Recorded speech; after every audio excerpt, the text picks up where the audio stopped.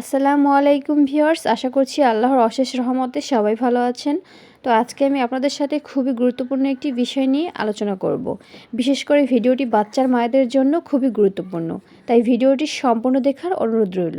তো আজ আমরা আলোচনা করব বাচ্চাদের ওজন কমে যাওয়ার 6টি গুরুত্বপূর্ণ বিষয় নিয়ে। যে ভুলগুলোর কারণে বাচ্চার ওজন কমে যায় দিন দিন, সে বিষয় নিয়েই আলোচনা করব। তো চলুন তবে শুরু করা যাক।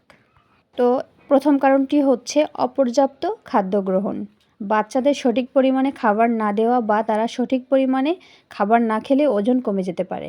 তাই বাচ্চাদের পর্যাপ্ত খাবার দেওয়া খুবই গুরুত্বপূর্ণ, বিশেষ করে পুষ্টিকর খাবার।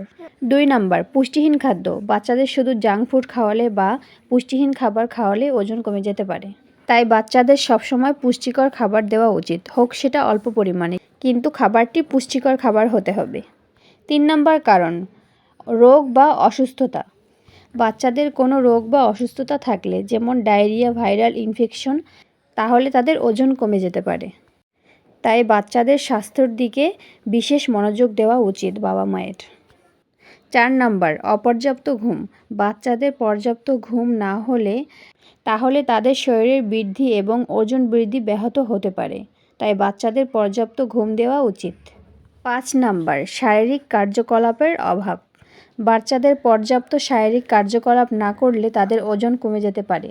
তাই বাচ্চাদের শারীরিক কার্যকলাপে উৎসাহিত করা উচিত।